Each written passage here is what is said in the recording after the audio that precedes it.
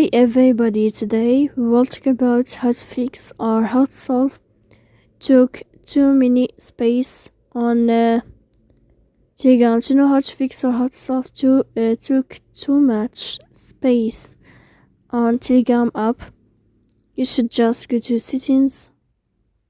Here you can click apps, default apps, app settings.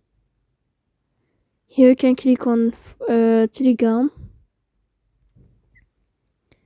As you see, we'll enter to first stop and you can click OK.